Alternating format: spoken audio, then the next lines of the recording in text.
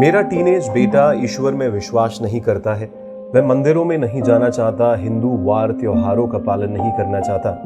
मैं उसे हमारी वैल्यूज और कल्चर की इंपॉर्टेंस को कैसे समझाऊं? एक बच्चे के लिए फिक्रमंद उसकी माँ का ये सवाल है दोस्तों। इस सवाल का जवाब देने से पहले कुछ बैकग्राउंड को समझते हैं। आइए।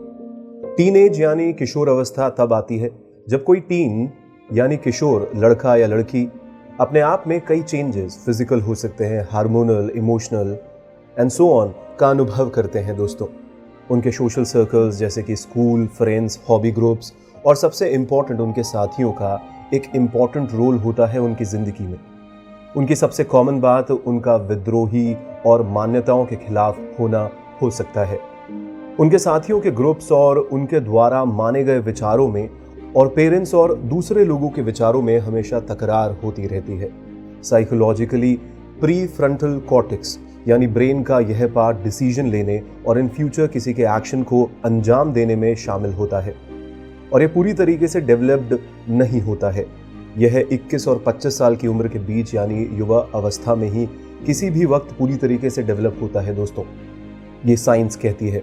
इसलिए टीन्स अभी भी अपने ब्रेन के इमोशनल पार्ट यानी अपने एमिगडेला का इस्तेमाल कर रहे होते हैं। तो टीन्स के इस बैकग्राउंड को मद्देनजर रखकर इस सवाल का सीधा साधा जवाब यह है कि इस इशू को जाने दें और इस पर ज़्यादा बहस ना करें। आपको यह अजीब लगेगा, पर तब भी हम कुछ और बातें आपको समझाते हैं।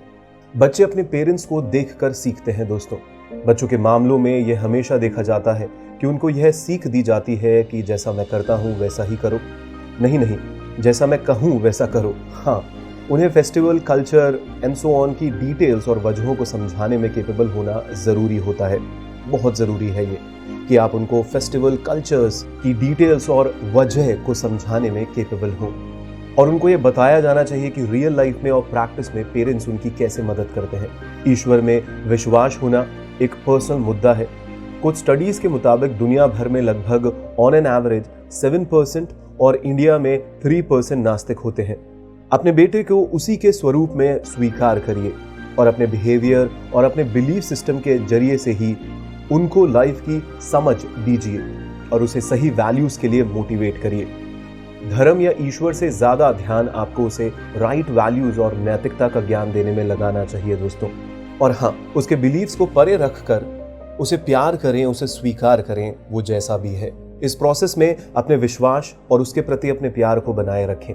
अपने बेटे के साथ जुड़ना, उसे बेहतर तरीके से जानना और सम्मानजनक और प्रेम पूर्वक तरीके से उसके नज़रिए को समझना शायद उसे उन लोगों के साथ जुड़कर लाइफ में कुछ वैल्यूएबल लेसन्स सिखा दे जिनसे उसके विचार और सोच मेल नहीं खाते हैं। और जब ऐसा होता है तो आप शायद उन वैल्यूज़, कल्चर्स, धर्म और ईश्वर को समझने में उसकी हेल्प कर सकते हैं, जो उसे एक अच्छा इंसान बनाएगा।